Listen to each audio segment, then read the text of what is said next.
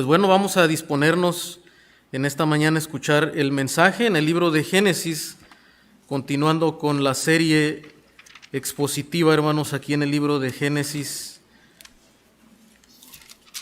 Vamos a ver el capítulo 22, lo vamos a considerar en esta mañana.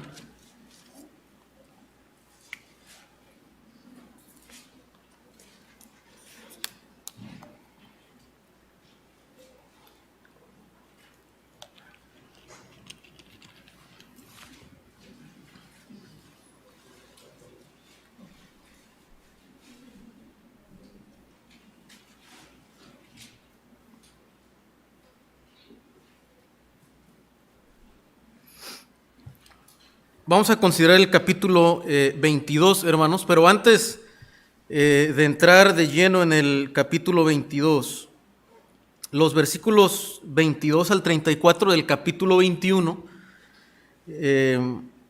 ya no fueron considerados en detalle en el sermón anterior. Sin embargo, hermanos, quisiéramos ver cómo nos preparan estos versículos para el capítulo 22, que estaremos viendo un poco más a detalle. Si ustedes observan en su subtítulo que tienen ahí en la Biblia, dice Pacto entre Abraham y Abimelech. Y bueno, esta narrativa, hermanos, nos recuerda algo, y podemos ver cómo en las palabras, ¿no?, aquí de Abimelech, en el versículo 22, dice: Dios está contigo en todo cuanto haces. Noten que él está reconociendo que la presencia de Dios ha estado con Abraham todo el tiempo, ¿verdad? Él puede ver la mano de Dios, la presencia de Dios en la vida de Abraham. Entonces, lo que yo puedo observar, hermano, en esta sección es que el escritor, ¿verdad?, nos está recordando cómo Dios ha cumplido su palabra hasta aquí.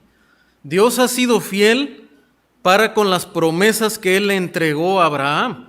Recuerdan que esas promesas se entregaron, la vimos en el inicio, en capítulo 12, luego lo vemos en los demás capítulos, capítulo 15, capítulo 17, y vemos cómo Dios reitera su promesa, reitera su pacto para con Abraham, y aún va añadiendo más detalles en su promesa. Recuerden que le prometió una gran descendencia. Dios le prometió estar con él, bendecir a los que bendigan a Abraham y maldecir a quienes maldigan a Abraham o intenten hacer un daño contra Abraham. Dios le prometió también una tierra y bendecir a través de su simiente a los demás pueblos. Y hasta aquí vemos que Dios ha sido fiel, Dios ha cuidado de la vida de Abraham. Dios también ya le proveyó un hijo de Sara, de su esposa, quien se convierte ahora en el heredero de las promesas de Abraham, ¿verdad? Y esa esperanza de que a través de la simiente vendría también un Mesías, un Salvador. Y vemos cómo aquí en estas palabras de Abimelech, el Señor está confirmando que Dios en verdad está con Abraham. Dios está cuidando de Abraham y mostrando su bondad, ¿verdad? Dios ha enriquecido inclusive a Abraham. Yo te bendeciré, dice, y engrandeceré tu nombre. Y lo volvemos a ver en este pasaje, ¿verdad? Cómo Dios ha engrandecido el nombre de Abraham, de tal manera que otros pueblos alrededor temen de Abraham, ¿verdad? Porque Dios está con él, y aún quieren hacer un pacto con él porque saben que Dios está bendiciendo la vida de Abraham, ¿no? Entonces, podemos ver la bondad, la fidelidad de Dios hasta aquí. Y ahora, hermano, en el capítulo 22, entonces, la pregunta sería si Abraham seguirá permaneciendo en fidelidad y confiando en la promesa de Dios. Porque Dios hasta aquí ha demostrado que Él ha sido fiel. Pero la pregunta es si Abraham va a persistir, va a perseverar, confiando en la palabra de Dios y en la fidelidad de Dios. Podemos preguntarnos, hermanos, si Abraham había aprendido hasta aquí a confiar solo en Dios e inclusive a amar a Dios por lo que Dios es. Dios le dijo en capítulos anteriores: Abraham, yo soy tu escudo y tu galardón. Yo mismo soy tu galardón. Yo soy tu mayor tesoro que puedes tener. Y la mayor bendición es que yo entre en una relación contigo y tú puedas caminar conmigo. Entonces podemos preguntarnos si Abraham en verdad ama a Dios por sí mismo o solamente por lo que Abraham ha obtenido de parte de Dios. Y estas son preguntas, hermano, que cada uno debemos de hacernos también nosotros en nuestro caminar con Dios.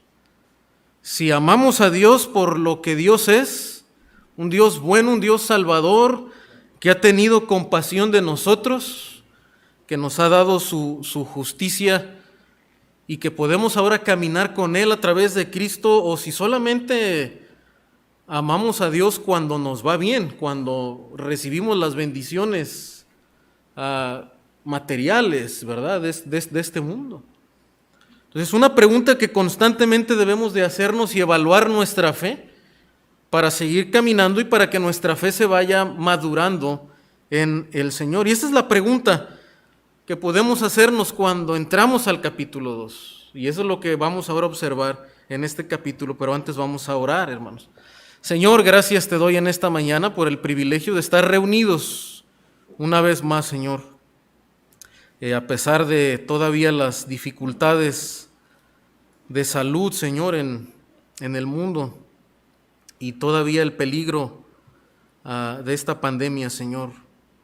Gracias porque podemos todavía disfrutar de la adoración juntos y de escuchar también el mensaje aquí juntos, Señor.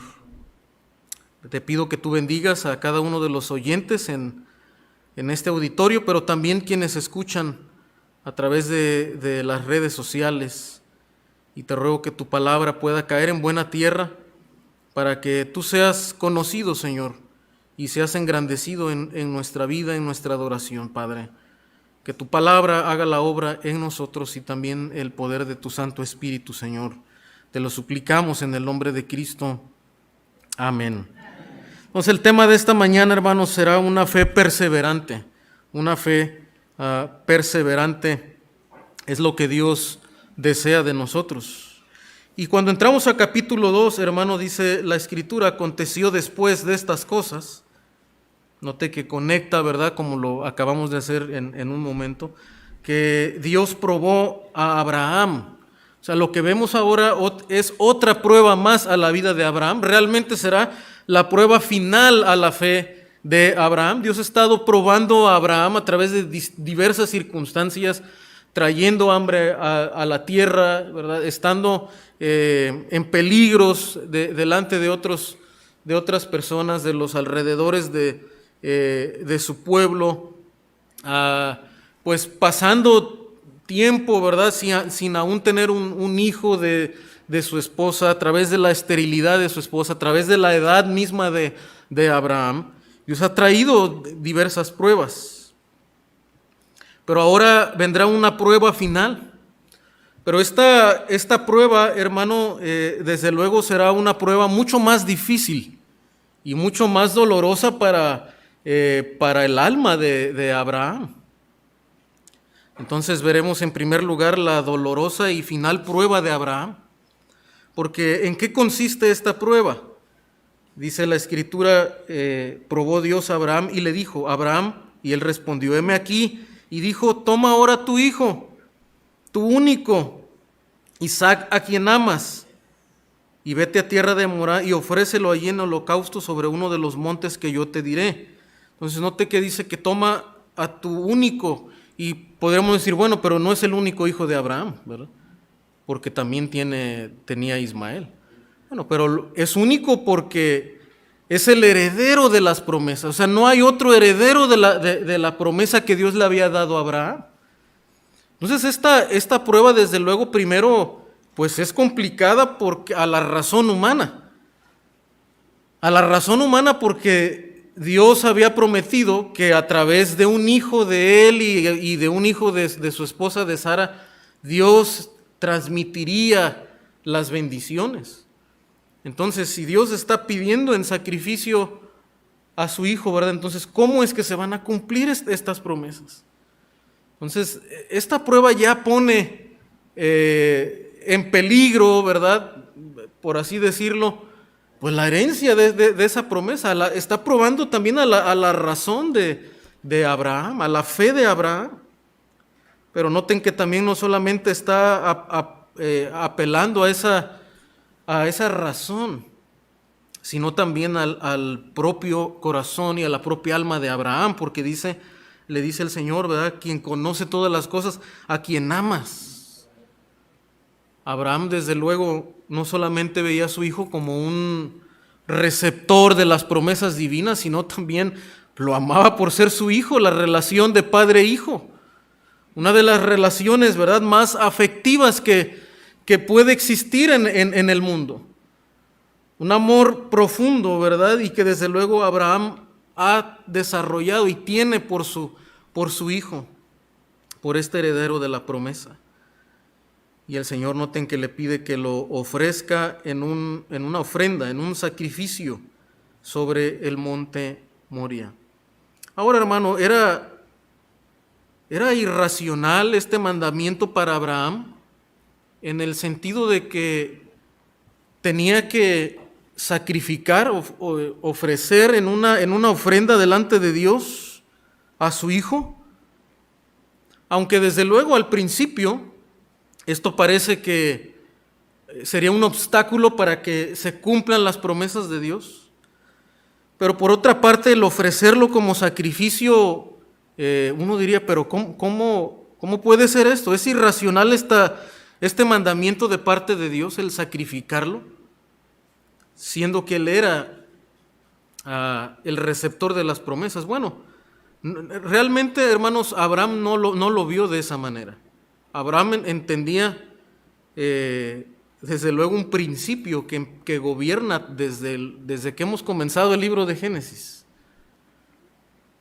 Que el hijo primogénito en la familia es un representante de la familia. Y Dios tiene el derecho, a causa del pecado del ser humano, hermano, a exigir la vida del primogénito. Cuando Adán y Eva pecan, recuerden que Dios dijo, el día que tú desobedezcas, el día que tú comas, ciertamente morirás. Entonces, hermano, el pecado exige la vida del hombre. Exige que el ser humano muera por causa del pecado. La paga del pecado es muerte. Entonces, cuando Abraham escucha el mandamiento de parte de Dios, para Abraham no es algo irracional. Porque sabe Abraham que Dios demanda la vida del primogénito. Dios demanda la vida del primogénito como un representante de la familia. Como un escritor ha dicho, ¿verdad? Será irracional tal vez que le hubiera dicho, sacrifica a tu esposa Sara. No, porque el primogénito es el representante de la familia. Dios demanda por causa del pecado la muerte. Más adelante esto también lo vemos, por ejemplo, en el libro de Éxodo, ¿verdad? Cuando Israel sale de Egipto, ¿verdad? Y Dios dice que Él va a matar a todo primogénito, porque es el representante de la familia. Dios desde ahí provee, ¿verdad? Y les dice que tienen que sacrificar un cordero, poner sangre en los marcos de la casa, y de esta manera se salvarían los primogénitos de Israel. Pero ese es el principio que gobierna a través de la Escritura, y Abraham entiende esto, que Dios tiene el derecho de exigirle la vida de su hijo. Era una forma, como también escribe alguien, una forma muy vívida de decirle a este mundo que tiene una deuda pendiente con la justicia eterna, la deuda del pecado. Romanos 1:18 dice que la ira de Dios se revela contra toda impiedad e injusticia de los hombres. La humanidad, el ser humano, tiene una deuda pendiente con Dios, y Dios tenía desde luego toda la autoridad para exigir la vida de él. Note que le pide un sacrificio, ¿verdad? En el altar, un holocausto que apacigüe la ira de Dios, que sea propicia a la ira de Dios por causa del pecado del ser humano. Y vemos, hermano, que entonces Abraham, desde luego en el versículo 3, entiende estas cosas, confía desde luego en el plan de redención de Dios y en lo que Dios ha trazado desde el principio. Y en el versículo 3 dice la Escritura que Abraham se levantó muy de mañana. Vemos una fe, ¿verdad?, que está perseverando, hermano, en obediencia. La obediencia de Abraham nos demuestra que Abraham, desde luego, cree a la fidelidad de Dios y al plan redentor de Dios. Y enalbardó su asno y tomó consigo 2 siervos suyos y a Isaac, su hijo, y cortó leña para el holocausto y se levantó y fue al lugar que Dios le dijo. Al tercer día alzó Abraham sus ojos y vio el lugar de lejos. Nota, hermano, cómo la prueba es una prueba que difícil para Abraham en su corazón, ¿verdad? Porque él ama a su hijo, como ha dicho el Señor. Y también la Escritura, hermano, nos muestra más adelante que Dios también tiene el derecho de exigir un amor por sobre todo amor en este mundo. En Mateo 10:37 el Señor dijo: el que ama a padre o a madre más que a mí, no es digno de mí. El que ama a hijo o a hija más que a mí, no es digno de mí. Dios tiene el derecho de probar también nuestro amor. Que sea una clase de amor que está por encima de todo lo que nosotros amamos en este mundo. Él tiene el derecho de hacerlo, porque Él es Dios. Él es el dador de la vida y Él es el que aún nos muestra su misericordia para con la humanidad. Porque la humanidad pudo haber muerto desde el principio. Pero hemos visto en el libro de Génesis, hermano, que Dios extiende su promesa al hombre. Y una y otra vez le da oportunidades. Dios pudo haber terminado con la humanidad en el diluvio, pero Dios preserva una familia. Dios está extendiendo su misericordia. Y tiene derecho de demandarnos amor por sobre todas las cosas. Y esta prueba, hermano, noten cómo ahora Abraham persevera en la fe. En el versículo vemos esta perseverancia de la fe de Abraham, porque aún, ¿verdad?, pasan 3 días. Tiene que emprender un largo viaje de 3 días, imagínense, ¿verdad? Imagínense cómo tenía que ser la perseverancia de Abraham. Un largo viaje de 3 días. La lucha que debió haber experimentado el alma de Abraham en esos momentos, entre tal vez querer vacilar y regresar a casa con su hijo a salvo, pero saber que Dios le estaba demandando esto y tenía que obedecer y tenía que creer que Dios iba a actuar conforme a sus propósitos y Él iba a cumplir sus propósitos y continuaría siendo fiel. Y hermano, la vida cristiana así es. A veces no solamente pasan 3 días, ¿verdad? A veces pasan años en nuestra vida. Una larga carrera donde tenemos que aguantar, confiando en la palabra de Dios, y a veces parece que su palabra no se está cumpliendo, pero hay que esperar y hay que confiar en la palabra de Dios. Hay que luchar en fe, porque la carne, ¿verdad?, la carne nos dicta querer hacer nuestra propia voluntad y no soltar lo que nosotros sabemos a lo que tenemos que renunciar. Aquello que probablemente estamos amando más que al Señor. Aquello que se ha convertido probablemente en nuestro ídolo y en nuestro tesoro. Y a veces se nos olvida que Dios es nuestro galardón. Y Abraham tuvo que perseverar durante 3 días y aferrarse a la promesa de Dios, renunciando aún a ese amor afectivo por su hijo. 3 días el viaje de Abraham. Versículo 5 dice la Escritura: entonces dijo Abraham a sus siervos. Y ahora vamos a ver, hermano, cómo la fe de Abraham empieza a ser demostrada, no solamente en resistir, ¿verdad?, hasta llegar a a la falda de este monte, al borde de este monte, sino que cuando llega ahí, ¿verdad? Noten las palabras, sus palabras denotan que su fe persevera. Y también vamos a ver, hermano, en dónde estaba puesta la fe de Abraham, ¿verdad? Que es lo que ahí es donde está sostenida su fe. Entonces dijo Abraham a sus siervos: esperad aquí con el asno, y yo y el muchacho iremos hasta allí y adoraremos. Entiende a Abraham que es un acto de adoración al Señor, y volveremos a vosotros. Ahora, hermano, observe que Abraham, con toda una confianza, está diciendo que van a volver. Cuando Dios le ha pedido que él sacrifique a su hijo en una ofrenda, en un holocausto, llevan leña, ¿verdad?, para quemar este sacrificio, o sea, a Isaac mismo. Pero ¿cómo es que Abraham está tan confiado que van a regresar?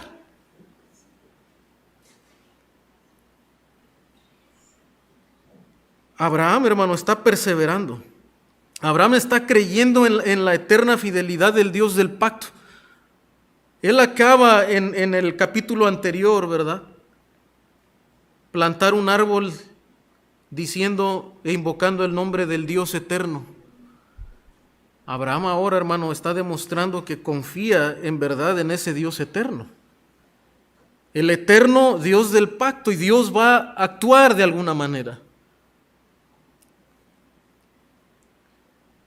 Dice la Escritura en Hebreos 11:17. ¿Qué es lo que creía Abraham? ¿Por qué está tan confiado en que van a regresar? Dice Hebreos 11:17, por la fe Abraham, cuando fue probado, ofreció a Isaac, y el que había recibido las promesas ofrecía su unigénito, en quien estaban depositadas esas promesas, habiéndosele dicho: en Isaac te será llamada descendencia, pensando que Dios es poderoso para levantar aún de entre los muertos, de donde en sentido figurado también le volvió a recibir. Hermano, Abraham está creyendo en verdad en un Dios eterno, y al ser un Dios eterno tiene poder también, ¿para qué? Para resucitar de entre los muertos. Abraham ha llegado a un punto, hermano, donde su fe ha madurado tanto que él entiende que Dios es poderoso no solamente para librarlo de sus enemigos, para enriquecerlo, para darle una tierra en heredad, sino que Dios tiene dominio sobre la muerte misma. Y Él puede resucitar a su hijo de entre esas cenizas. Esa es la fe que mantuvo Abraham, la fe que sostuvo en el Dios eterno, en el Dios fiel, que es poderoso para resucitar. Y aquí la Escritura, ¿verdad?, sí nos señala que en sentido figurado, dice, también le volvió a recibir. Porque aunque sabemos, ¿verdad?, más adelante que no murió, pero por la palabra que Dios le había dicho, ¿verdad?, estaba declarado como muerto. Porque delante de Dios merecemos el castigo, estamos muertos por causa de la justicia de Dios y nuestro pecado, pero por causa de la misericordia de Dios, dice, le volvió a recibir, ¿verdad?, de entre los muertos. Desde luego sabemos, hermano, que esto apuntaba al sacrificio perfecto de Cristo, quien sí moriría sobre el madero, quien sí puso su vida sobre el madero, pero que el Señor le resucitó de entre los muertos al tercer día, precisamente al tercer día, para que nosotros, hermano, tengamos de una vez por todas la humanidad, la esperanza de vida eterna. No ya a través de un sacrificio de animales, sino a través del Cordero perfecto, nuestro Señor Jesucristo. Abraham se mantuvo perseverando en fe, creyendo en el poder que Dios tiene para resucitar. Y también, hermano, note cómo el autor de Hebreos precisamente destaca esa perseverancia de Abraham. Dice Hebreos capítulo 6, versículos 11, dice: pero deseamos que cada uno de vosotros muestre la misma solicitud hasta el fin, para plena certeza de la esperanza. El llamado del autor de Hebreos, hermano, es usando esta analogía de la vida de Abraham y la narrativa de Abraham, es llamarnos a la perseverancia. Es que si usted ha creído en el Señor, si usted cree en Jesucristo como su Salvador, se mantenga perseverando hasta el final. A pesar de las pruebas, a pesar de las aflicciones, siga creyendo en el Señor. Dice: a fin de que no os hagáis perezosos, sino imitadores de aquellos que por la fe y la paciencia heredan las promesas. Aquí la Escritura sí nos está llamando a imitar la fe de Abraham. Dice: y no debemos ser perezosos, no debemos dar marcha atrás, no debemos estancarnos en nuestra fe en el Señor. Dice: sino sean imitadores de aquellos que por la fe perseveraron. La paciencia, ¿verdad? Esa paciencia que persevera hasta el final. Dice: porque cuando Dios hizo la promesa a Abraham, no pudiendo jurar por otro mayor, juró por sí mismo, diciendo: de cierto te bendeciré con abundancia y te multiplicaré grandemente. Y otra vez, versículo 15, y habiendo esperado con paciencia, alcanzó la promesa. Ahora, Dios ya había estado cumpliendo su promesa aquí. Pero vamos a ver un momento que Dios nuevamente, ¿verdad?, reitera su promesa a Abraham. Y la fe de Abraham se madura, se perfecciona. Porque vamos a ver en un momento los últimos 2 versículos en el siguiente punto. Ahora, hermanos, versículo 6 de capítulo 22 de Génesis, regresando a la narrativa. Hasta aquí vemos la perseverante fe de Abraham. Pero en el versículo 6, hermano, vamos a también ver algo relacionado con la fe de Isaac.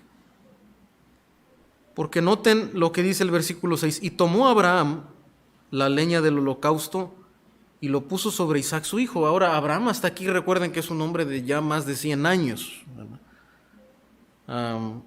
Probablemente él no podía ya cargar con toda la leña y subir esta montaña a esa edad. Pero lo pone sobre Isaac su hijo. O sea, Isaac es hasta aquí un joven. No hay detalle exacto, ¿verdad?, en la narrativa y en el contexto, tal vez, cuál sea la edad exacta de Isaac hasta aquí. El historiador Josefo calcula que probablemente debió haber tenido unos 25 años. De pronto, por la narrativa, por cómo habla Isaac, ¿verdad?, en el versículo 7, diciendo: Padre mío, y él respondió: heme aquí, mi hijo, y él dijo: he aquí el fuego y la leña, ¿dónde está el cordero para el holocausto? O sea, de pronto su manera todavía como inocente de hablar, ¿verdad?, pareciera que es muy joven, es un muchacho. La realidad es que no lo sabemos con exactitud, pero debió por lo menos haber sido lo suficientemente grande para también llevar la leña, ¿verdad? Porque un niño no iba a aguantar un viaje cargando la leña, ¿verdad?, en una montaña. Pues debió haber sido por lo menos lo suficiente maduro, tal vez sí entre los 20 y 25 años, para cargar la leña para su propio sacrificio.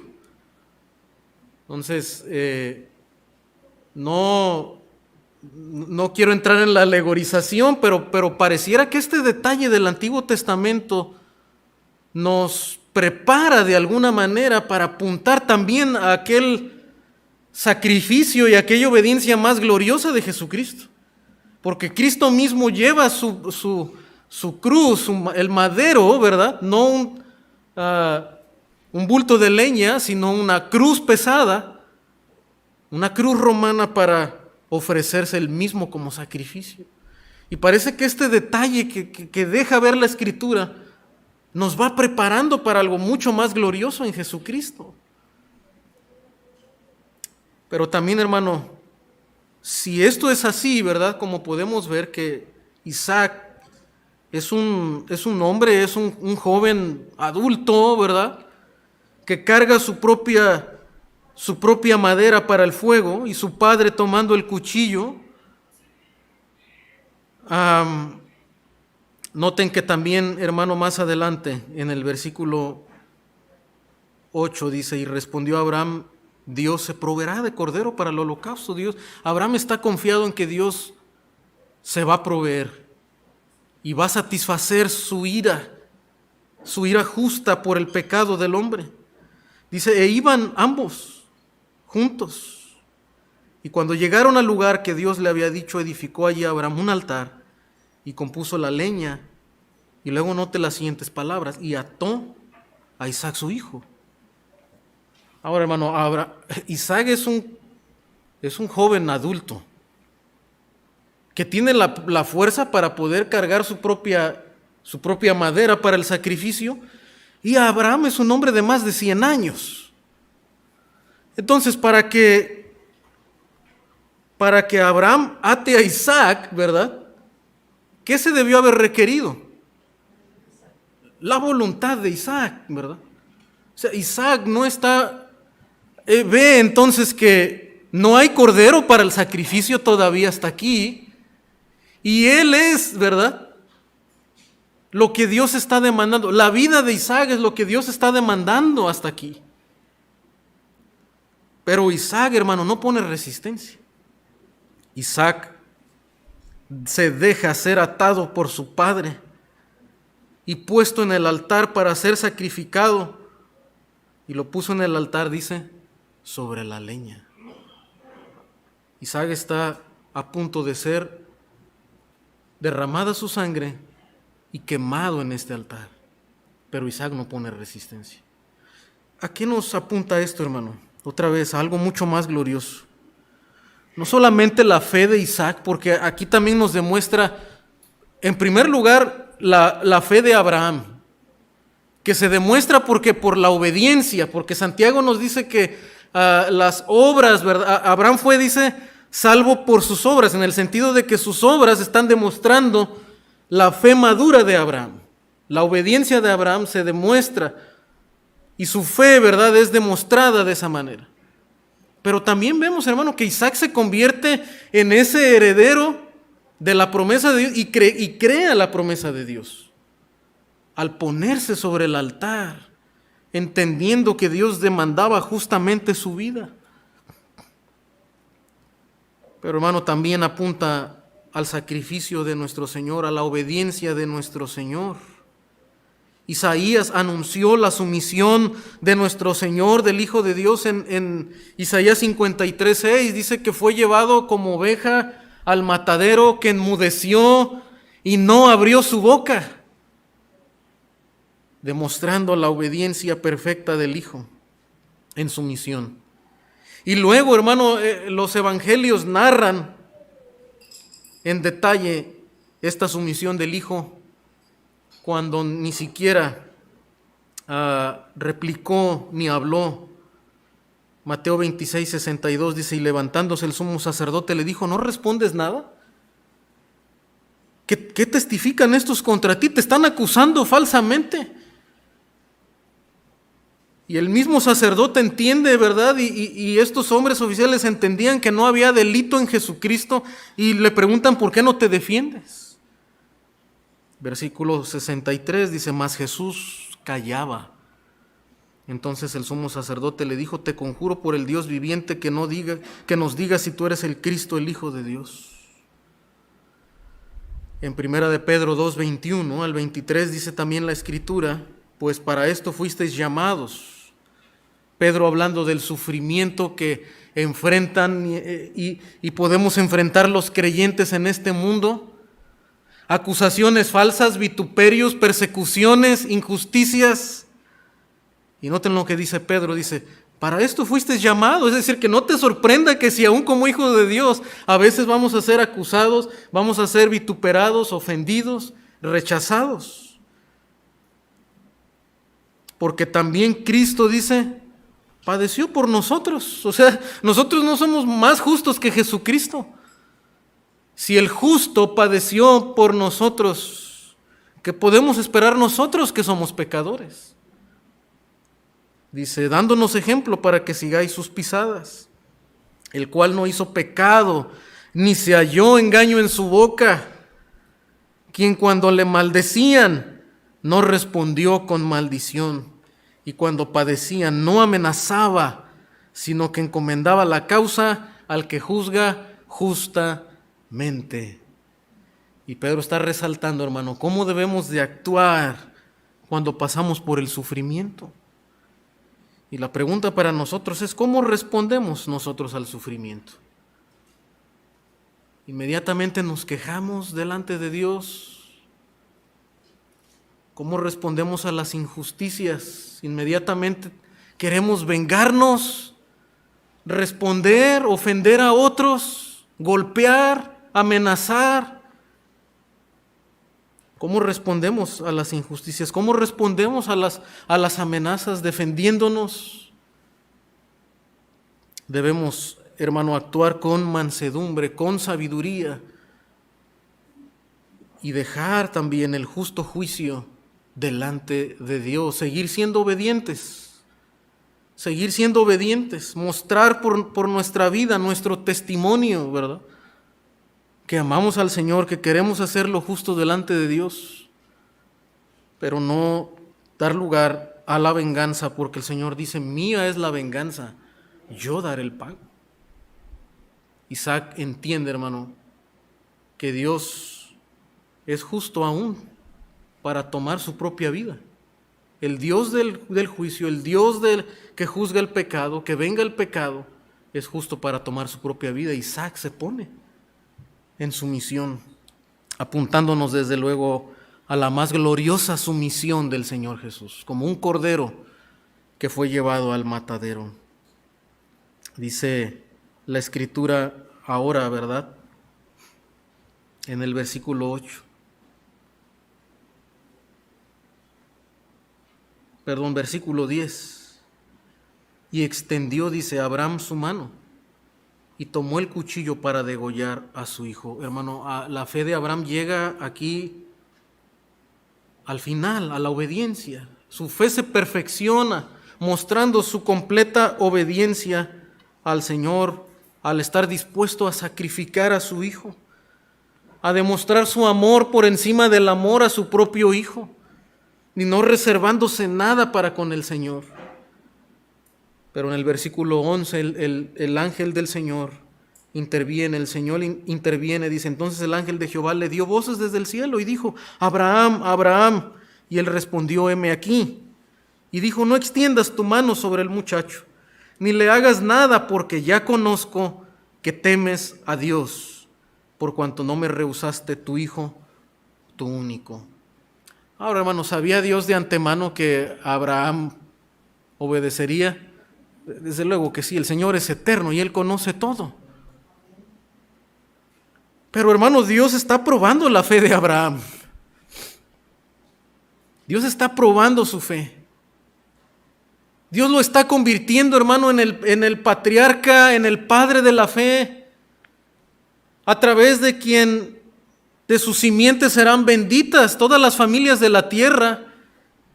Y su fe, hermano, en el Señor sería, ¿verdad?, ese modelo para todos aquellos que seríamos hijos de Abraham también según la promesa. Y la fe de este gran patriarca tiene que ser probada por el Señor hasta el final, hasta demostrar, hermano, en verdad que Dios es su escudo y su galardón. Y Dios lo está llevando. Dios ya sabía, pero Dios está probando a Abraham para que Abraham mismo madure en su fe. Y hermano, es lo que Dios hace con nosotros en nuestro caminar. Dios ya sabe lo que viene, pero nosotros no. Yo no sé la prueba siguiente que sigue en mi vida. Yo no sé cómo Dios me va a probar. Yo no sé cómo Dios quiere perfeccionar mi fe, mi amor por Él. Yo no sé qué Dios me va a demandar. Probablemente me estoy aferrando todavía a algo en este mundo. Y es la prueba siguiente que Dios pondrá en mi camino, la prueba de la fe. Pero también, hermano, debemos entender algo, que nosotros crecemos en el conocimiento del Señor. Él sabe todas las cosas, pero nosotros estamos progresando en conocer a Dios. Pero la manera, hermano, en la que conocemos al Señor no solamente es a través de la lectura, del conocimiento técnico que podemos obtener, pero es a través también de las experiencias, ¿verdad? Entonces, a través del caminar del creyente, a través del peregrinar del hombre, a través de los obstáculos, es que nosotros vamos conociendo al Señor, vamos conociendo, ¿verdad? No que la experiencia misma nos añada conocimiento, porque ya todo está en la Escritura, pero al experimentar la prueba, hermano, y al ser probada nuestra fe, nuestro amor, entonces conocemos también más al Dios del pacto, al Dios fiel. Entonces, hermano, usted y yo necesitamos las pruebas para conocer más del Señor, para amarlo más, para también, hermano, renunciar cada vez más a aquellas cosas, como dice el autor de Hebreos, al pecado, ¿verdad?, que nos asedia, al peso que llevamos. Porque hemos señalado anteriormente que todos luchamos con los ídolos. Solamente hubo uno que no tuvo ídolos, y eso es Cristo. Pero usted y yo no, todavía nos aferramos a esta vida. Todavía estamos luchando con la idolatría, y las pruebas, hermano, revelan nuestro corazón. Y la pregunta para nosotros es, hermano, ¿qué es lo que Dios está probando a través de la prueba? La pregunta, hermano, para nosotros es, ¿qué quiere Dios de mí en esta prueba? A veces nos preguntamos, ¿por qué la prueba? ¿Por qué este sufrimiento? ¿Por qué esta adversidad? ¿Por qué esta necesidad? ¿Por qué esta crisis? La pregunta es, ¿qué quiere Dios de mí? ¿Se ha preguntado alguna vez, hermano? ¿Le ha preguntado usted alguna vez al Señor, Señor, ¿qué estás demandando de mí? Y así como Dios demanda la vida de Isaac, el Señor en su misericordia no nos va a pedir nuestra propia vida en el sentido de morir, porque ya hubo alguien que murió por nosotros. Pero Romanos capítulo 2 nos dice que nos presentemos como un sacrificio vivo, ¿verdad? O sea, Dios quiere nuestra vida, que nuestro vivir, ¿verdad?, sea una vida que le dé gloria, que demuestre que le amamos por encima de todas las cosas. Entonces, hermano, debemos preguntarle al Señor, Señor, ¿qué quieres de mí? ¿Hay algo? ¿Se han convertido estas cosas en el objeto de mi amor? ¿Estoy evaluando la fidelidad de Dios en base solamente a las bendiciones físicas? ¿O amo al Señor por quién es Él y no por lo que Él me da? Esa es la prueba, hermano, que Abraham experimentó, y por la gracia de Dios persistió en obediencia y en fe, convirtiéndose ahora en un ejemplo para nosotros, para que también seamos perseverantes. Y hermano, también dice la Escritura, ¿verdad?, que esa fe se perfeccionó. Y finalmente vamos a ver, hermano, la provisión misericordiosa del Señor. No solamente la perseverante fe de Abraham, pero sino, hermano, la provisión misericordiosa del Señor, porque al final, como hemos dicho, Dios es justo en demandar la vida del primogénito. Pero la misericordia de Dios, hermano, detiene a Abraham para que no sacrifique a su hijo. Y en vez de esto, Dios provee nuevamente un cordero hasta aquí, ¿verdad? Un cordero, un animal que tomaría el lugar de Isaac temporalmente, porque sabemos que esta no era la salvación final. Más adelante Dios instituye, ¿verdad?, otra vez que constantemente haya sacrificios hasta que llegue el cordero perfecto. Pero por lo menos hasta aquí Dios pasa por alto, como dice Hebreos, ¿verdad? Pasa por alto el pecado de Isaac y de toda la familia, de la humanidad, para extender su misericordia y seguir el Señor siendo misericordioso y paciente.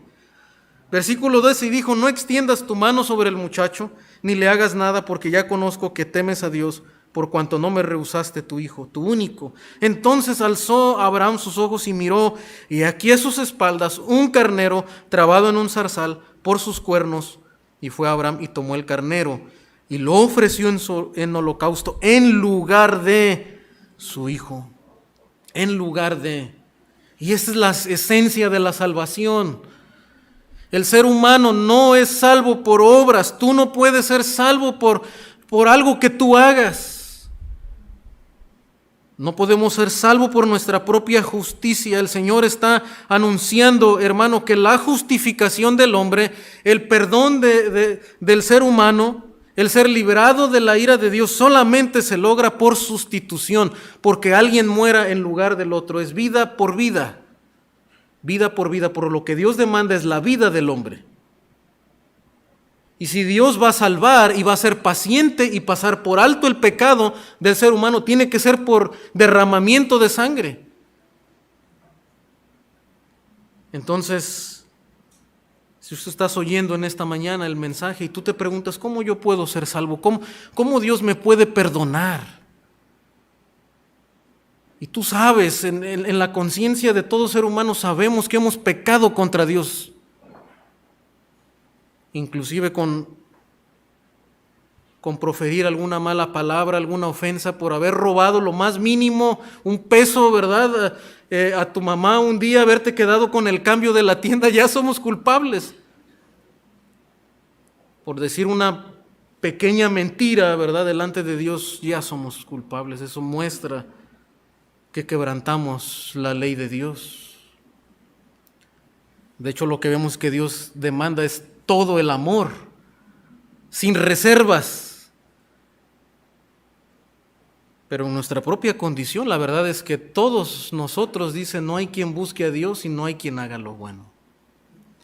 Entonces, todos los seres humanos sabemos que hemos pecado contra Dios. Nuestra conciencia nos acusa, la ley de Dios nos acusa. Pero la buena noticia, si tú estás oyendo en esta mañana, es que Dios provee un sustituto. Y hace poco más de 2000 años, Dios proveyó ese sustituto perfecto. No un carnero trabado entre ese arbusto, sino el mismo Hijo de Dios. No el hijo de Abraham, sino el Hijo de Dios mismo, el Cordero perfecto, sin pecado, que en su misión se puso en la cruz misma, en un madero, para ser crucificado, para derramar hasta la última gota de su sangre. Entonces, hermano, esta palabra, esta sustitución nos anuncia la salvación de Dios. Isaías 53:4 también anunció ese sacrificio. Dice: ciertamente llevó Él nuestras enfermedades y sufrió nuestros dolores, y nosotros le tuvimos por azotado, por herido de Dios abatido. Mas Él herido fue por nuestras rebeliones, molido por nuestros pecados. El castigo de nuestra paz fue sobre Él, y por su llaga fuimos nosotros curados. Todos nosotros nos descarriamos como ovejas, cada cual se apartó por su camino, mas Jehová cargó en él el pecado de todos nosotros. La vida de Isaac cargada en ese cordero que finalmente sería el Hijo de Dios, donde Dios llevaría finalmente el pecado de la humanidad. Y según a los Corintios 5:21 también nos dice: al que no conoció pecado, por nosotros lo hizo pecado, para que nosotros fuésemos hechos justicia de Dios en Él. Jesucristo lleva nuestros pecados, no siendo un pecador, pero nos ofrece su justicia. Y esa es la única razón por la que un ser humano puede llegar a ser salvo y ser perdonado. No porque es justo, no por intentar hacer algo de bondad y equilibrar la balanza, ¿verdad? A veces los seres humanos, bueno, si hago algo de bueno, tal vez Dios en el día del juicio va a pesar la balanza y tal vez se pone tablas, ¿verdad? O o un poquito a mi favor. No funciona así. Para ser salvo necesitamos la justicia perfecta de Dios. No pecado, sin pecado, santidad. Y el único que cumplió eso fue Jesucristo. Por eso Él nos ofrece su justicia. Él es nuestro sustituto. Y hermano, ¿cómo termina esta narrativa? Regresando a Génesis. Vemos la provisión misericordiosa del Señor, pero vemos también su fidelidad, una reafirmación del pacto con Abraham. Dice, y llamó a Abraham el nombre de aquel lugar, Jehová proveerá. Por tanto se dice hoy, en el monte de Jehová será provisto. Es el Dios que ve y es fiel. Él responde, ¿verdad?, en fidelidad también a la fe perseverante de Abraham y le reitera su pacto. Y llamó el ángel de Jehová a Abraham por segunda vez desde el cielo y dijo, por mí mismo he jurado, dice Jehová, que por cuanto has hecho esto y no me has rehusado tu hijo, tu único hijo, de cierto te bendeciré y multiplicaré tu descendencia como las estrellas del cielo y como la arena que está a la orilla del mar, y tu descendencia poseerá las puertas de sus enemigos. O sea, Dios reafirma su promesa, hermano. Ahora Dios, ¿por qué Dios está jurando aquí? Dios no tiene que jurar. Pero ¿por qué lo hace? Otra vez, Dios está haciendo a Abraham el heredero, ¿verdad? Y a Isaac el heredero de las promesas, que ellos las transmitan a su descendencia. Y Abraham, hermano, recibe una reafirmación del pacto de Dios. Para que la fe de Abraham, hermano, se perfeccione y confíe plenamente en el Dios del pacto. Y con toda seguridad comunique a su descendencia las promesas de Dios. Pues Dios reafirma su promesa, le repite, ¿verdad?, las bendiciones que Dios ya le había dado, una descendencia grande como las estrellas del cielo, la arena del mar, y luego también le promete, ¿verdad?, que su descendencia va a tener victoria sobre sus enemigos. Y aunque ya la vida de Abraham, hermano, está por terminar, pero Abraham podrá morir confiado en que el pacto de Dios va a continuar y su descendencia aún, ¿verdad? Por más que hay enemigos alrededor y por más obstáculos que pueda haber, Dios va a seguir trayendo victoria a su descendencia y Dios le va a dar la tierra, ¿verdad? En tu simiente serán benditas todas las naciones de la tierra por cuanto obedeciste a mi voz. Dios está demostrando también, hermano, su inmutabilidad y Abraham está conociendo, reafirmando que Dios es eterno e inmutable, como dice el autor de Hebreos. Note, regresando a Hebreos capítulo 6,